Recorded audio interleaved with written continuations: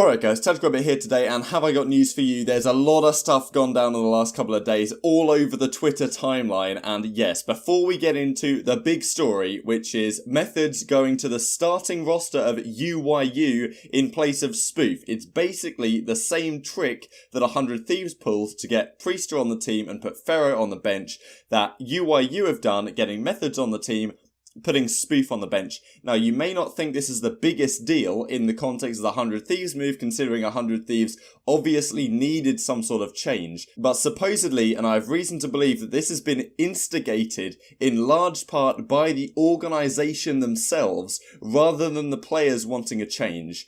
And that's a very intriguing precedent to set for other teams that could potentially do similar things, and also for the likelihood of these situations occurring when franchising rolls around next year. And really, given this info, I'm going to be trying to get a video out on franchising and explaining what it might mean for Call of Duty very soon indeed, because definitely it's a hot topic right now, and I'll try and do a bit of research and get a video out maybe next week talking about what it should mean for Call of Duty and try and understand it a little bit more myself. Before we begin, I want to say that we've hit 8,000 subscribers. I really appreciate it. It's come out really quickly. And if you guys haven't yet subscribed, maybe you didn't even realize you're not subscribed, maybe YouTube keeps recommending the videos, then I'd greatly appreciate that. It's great for all parties involved. So thanks a lot again. And before we begin again, let's talk about OpTic Gaming picking up ZOOMAA as their substitute. Now, it's probably not the biggest deal in the world, considering he'll unlikely play a game at all on the team. But anyway, it's rather cool. It was rumoured a couple of days ago. Now, this original tweet from OpTic was actually deleted, and then this is what Malek said. I think he's like the manager or something of a lot of their teams. And he said that, wanted to clarify, we have an understanding with FaZe Clan in which they kindly allow us to use ZOOMAA in case of an emergency. Only reason we would currently have for using a substitute. He's still with FaZe, not on loan, or is in any other way affiliated to OpTic outside of this potential need. So he's still a FaZe Clan player. Maybe he's still making that FaZe Clan bank, but he's going to be OpTic's substitute if absolutely necessary. So there's really not too much more to say on that. In addition, Spacely's team have signed with an organisation. Now, so this tweet says that Spacely were in talks with FaZe Clan, but they've actually signed with an organisation called Gen G, as revealed on the Call of Duty World League website.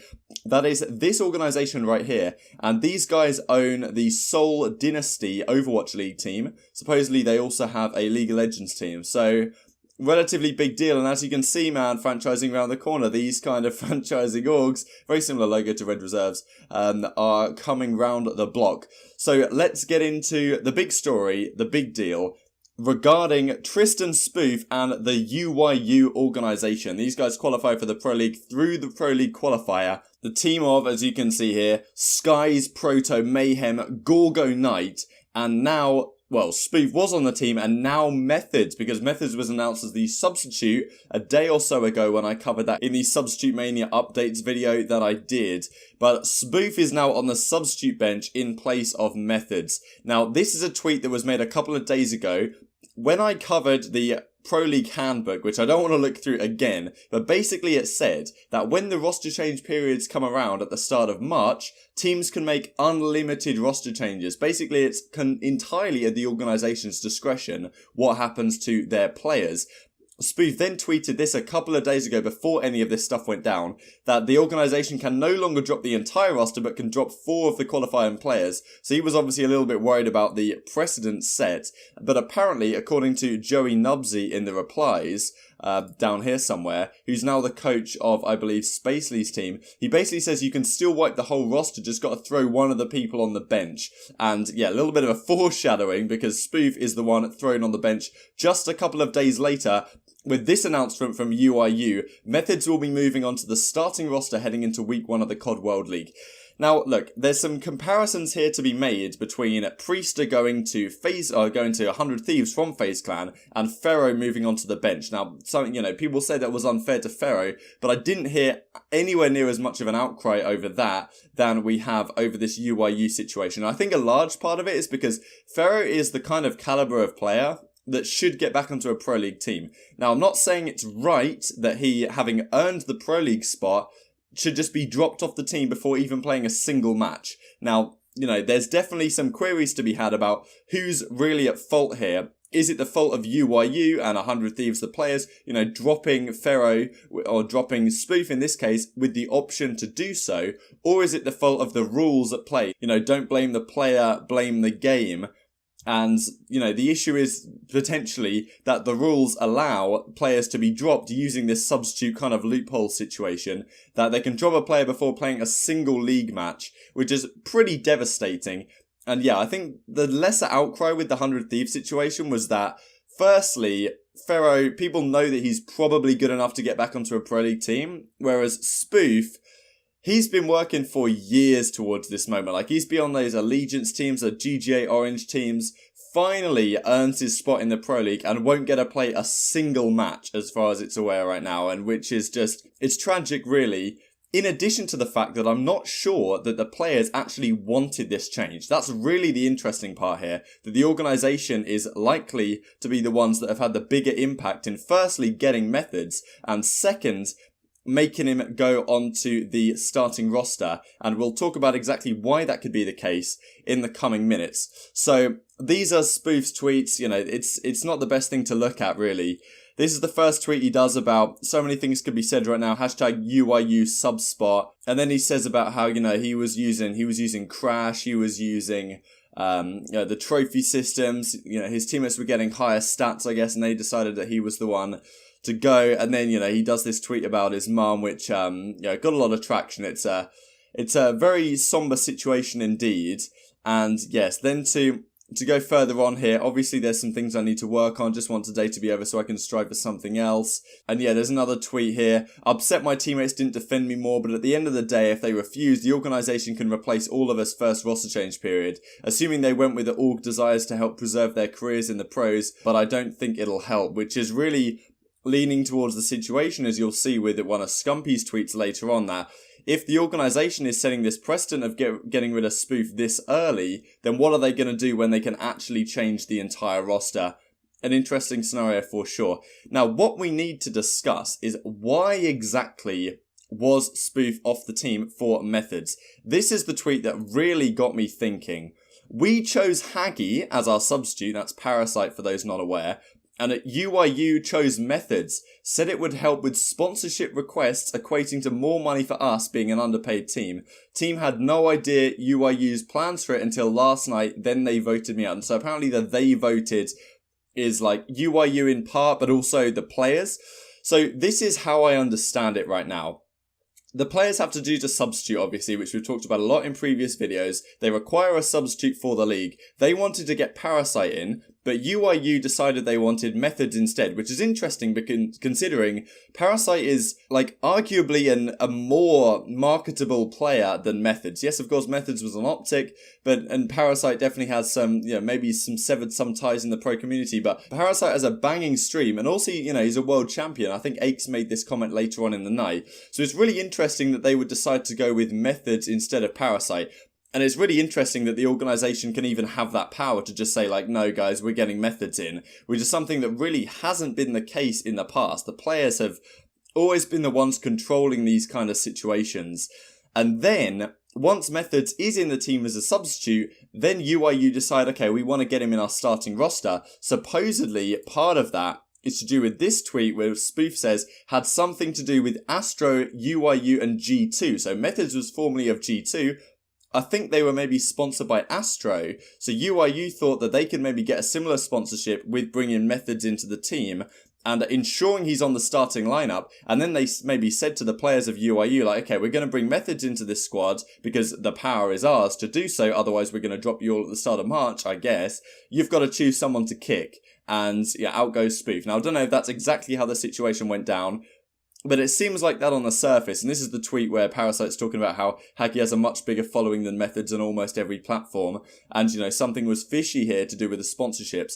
So a very interesting scenario, and it sets a challenging precedent for the organisations here, and I wonder why exactly the rules allow this to be a possibility, because with franchising coming around next year, now just a brief outline on franchising, basically the organisations have to buy the spot. So this season, the players were the ones that earned the spot. So the fact that they can all be dropped by an organisation which didn't earn the spot but just effectively got carried to the spot in some regards It's very fishy indeed. Next season, when the organisation actually buys the spot, it makes sense to give more power to the organisations. But the fact that the players have like no power here to even choose their substitute or to, even stay on the team come March the 1st when the roster change periods can come around and they can change absolutely everyone on the squad if they wanted, is a very interesting decision from Activision, MLG and the CWL, whoever. One potential reason could be that they're giving organisations a lot of power this season, even though they didn't necessarily earn it, to attract the attention of big orgs potentially wanting to come into the scene next year. Give them a lot of power now, they'll think, oh, this is fantastic, we can come in, we can dictate the team as and when we would like. But the players are really suffering from this right now. And Spoof and Fero have been really screwed over by this. So it's definitely an unfortunate situation. But, as I said in a tweet yesterday, it's very easy to put the blame on UYU in terms of, they will pay in terms of their reputation. Because right now, the community consensus is 100% against UYU. They want this team to crash and burn. They might like Methodz. And, you can't really blame Methodz either, can you? Because he's got the opportunity to get a league spot. If he turns it down, some other player that they wanted with potential Astro sponsorship potential would have come in and taken the spot for him. So you can't really blame Methodz. You can't really blame the players on the team for kicking Spoof because, if they, as Spoof said, if they decide not to get rid of him, then they might all get kicked for going against the organisation's will at the start of March, which might even happen anyway, as Spoof alluded to. Maybe you can blame UYU in this scenario. I think it's kind of difficult to because, there's 12 weeks in the Pro League. This team has never touched the light of day in terms of people hadn't heard of them before like a couple of months ago. So they've got to use every possible week of their opportunity here to try and make as much money as possible and maybe even give themselves a chance of buying a franchising spot next season.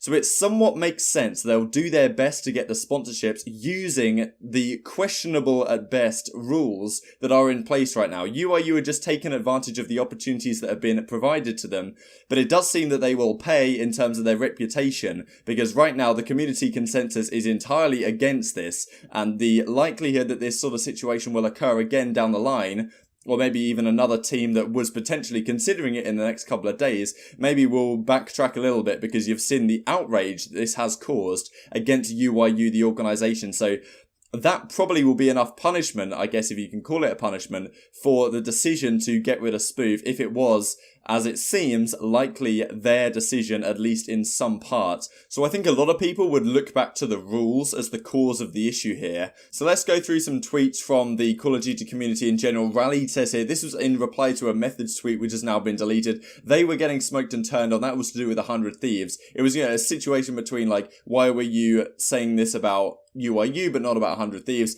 Spoof has been an AMP for years and finally qualifies just to be robbed like that. That's actually disgusting, IMO. Years of grinding just to be dropped for 150k more followers. Whack. And then Scump replies to Trey0 saying, they dropped one before any matches. It's going to be a free-for-all after the unlock date, which is March the 1st. And yes, what we'll see the roster mania is going to be unbelievable at the start of March because the organizations can basically do whatever the hell they want. And maybe this UYU situation where the community has undoubtedly turned against them as an organisation will spur other orgs not to do a similar thing come March the 1st. We'll have to see, won't we? Reedy tweets this out. UYU got Shane in his feelings. What a fantastic picture that is. And then we have Parasite, who's actually going against the mold here. And I'm intrigued to see why exactly, whether he fully believes this. Maybe he does, maybe he doesn't. Basically, he says the rules this year are fine. Any rules otherwise would be unfair to the team if they feel like they're underperforming or the org feels like their investment isn't being returned. Players, get protection clauses in your contracts that get you paid if you're dropped. Simple. From what I've heard, UYU asked for such protection clauses, but they were not granted.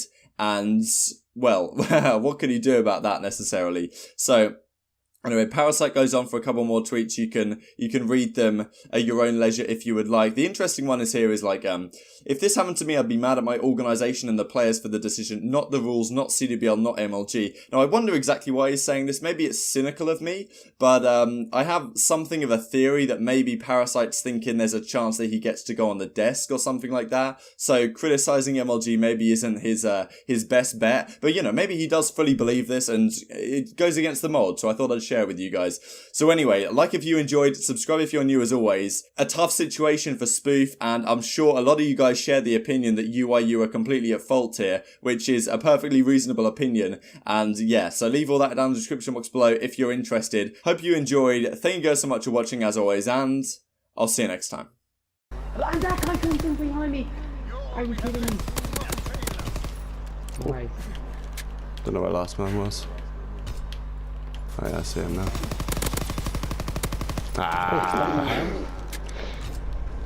That guy that was at A, the second guy you killed, Aaron, I saw him when I came out of mid, ran up, don't see him anywhere on B bomb, start shooting at, or at A bomb, start shooting at the guy from B side, and I got shot in the back.